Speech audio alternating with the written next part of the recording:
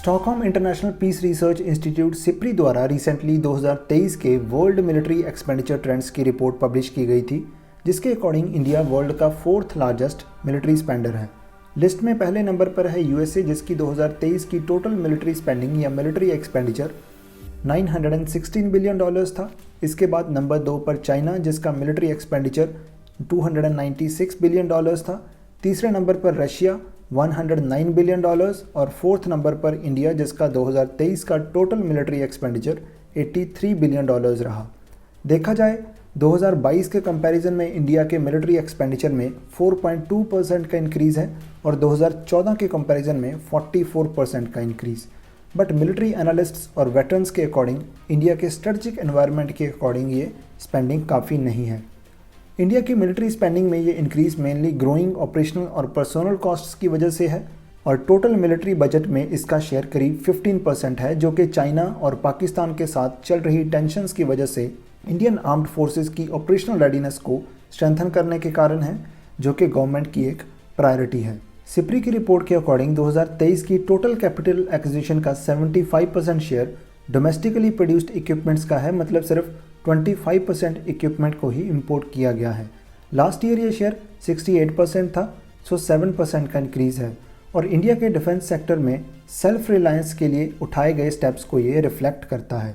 But इसमें जो important चीज़ है वो ये कि टोटल डिफेंस बजट में से कैपिटल प्रोक्योरमेंट्स का शेयर पिछले सालों में करीब करीब स्टेबल रहा। 2022, 2023 और इस साल 2024 के टोटल डिफेंस बजट में से कैपिटल एक्विजिशन के लिए एलोकेशन 27 से 29% के बीच में रही है। सो परसेंटेज वाइज कोई सिग्निफिकेंट इंक्रीज नहीं है। इंडियन डिफेंस बजट का मेजर चंक ऑपरेशनल रेडीनेस, पे एंड अलाउंसेस और पेंशन्स में ही यूटिलाइज हो जाता है। जैसे इस साल 2024-25 के डिफेंस बजट को अगर हम स्प्लिट करें तो उसमें 15% रेवेन्यू एक्सपेंडिचर, 30% पे एंड अलाउंसेस, 23% पेंशन्स और 28% कैपिटल प्रोक्योरमेंट्स के लिए एलोकेट किया गया है। सो टोटल बजट का करीब 53% शेयर आर्म्ड पर्सोनल्स के पे एंड अलाउंसेस और मिलिट्री वेटरन्स की पेंशन्स का है। पिछले 7 साल में 10 lakh new defence pensioners increase हुए हैं और 2023-24 के टोटल डिफेंस बजट में से 1,30,000 करोड़ पेंशन्स के लिए एलोकेट हुए थे। 2019-20 की parliamentary standing committee on defence की रिपोर्ट के according Indian government 32,35,000 retired personnels को पेंशन्स प्रोवाइड कर रही थी, बट हर साल करीब 55,000 न्यू पेंशनर्स ऐड हो रहे हैं। सो इंडियन डिफेंस बजट में पेंशन बिल एक फास्टेस्ट ग्रोइंग कंपोनेंट है, बट कैपिटल प्रोक्योरमेंट या मिलिट्री हार्डवेयर की एक्विजिशन में परसेंटेज वाइज कोई इंक्रीज नहीं है। आर्म्ड फोर्सेस के कैपिटल बजट में mainly land acquisition, equipment and weapon systems, infrastructure जैसे एक्सपेंडिचर होते हैं, बट आर्म्ड फोर्सेस की कैपिटल एक्सपेंडिचर की रिक्वायरमेंट्स और जो एक्चुअली बजट में एलोकेट की जाती है उसमें हमेशा एक गैप बना रहता है। जैसे 2015-16 में रिक्वायरमेंट्स और एलोकेशन में 16,000 करोड़ का गैप था, जो 2022-23 में इंक्रीज़ होकर 63,000 करोड़ तक आ चुका है। इसके साथ टोटल डिफेंस बजट में डिफेंस रिसर्च एंड डेवलपमेंट का शेयर बहुत कम है। इंडियन डिफेंस सेक्टर की रिसर्च एजेंसी DRDO की R&D में नियर मोनोपली है, बट DRDO का टोटल डिफेंस बजट में शेयर डिक्लाइन हो रहा है। 2014-15 में ये 5.36% था और 2024-25 के डिफेंस बजट में DRDO को 3.8% ही एलोकेट किया है।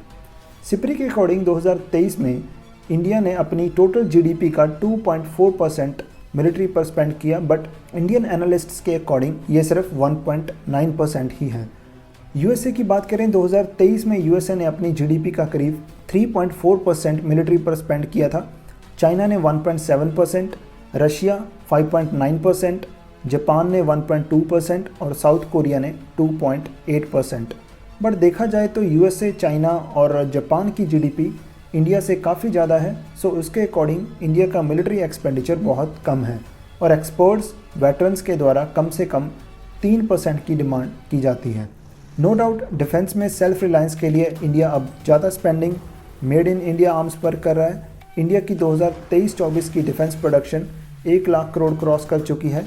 इसके अलावा 2028-29 तक 50,000 करोड़ के डिफेंस एक्सपोर्ट्स और 3 लाख करोड़ की एनुअल डिफेंस प्रोडक्शन का भी टारगेट है। गलवान वैली कॉन्फ्लिक्ट के बाद इंडिया अपने बॉर्डर इंफ्रास्ट्रक्चर को फास्टली डेवलप कर रहा है, जो बॉर्डर एरियाज़ में चैलेंजिंग टेरेन में रोड्स, ब्रिजेस और एयरफील्ड्स जैसी फैसिलिटी से कनेक्टिविटी और ट्रूप्स मोबिलिटी को इम्प्रूव करेगा। बट अगेन चाइना की बॉर्डर और इंडो पैसिफिक रीजन में बढ़ती मिलिट्री एक्टिविटीज़ और पाकिस्तान के साथ मिलिट्री चैलेंजेस को ध्यान में रखते हुए और रशिया वॉर को कंसीडर करते हुए, जो इंडिया की मिलिट्री इक्विपमेंट नीड्स का आज भी एक प्राइमरी सोर्स है, इंडिया को अपने डिफेंस रेवेन्यू एक्सपेंडिचर के साथ साथ कैपिटल एक्सपेंडिचर के लिए मोर रोबस्ट और बिगर मिलिट्री बजट की ज़रूरत है।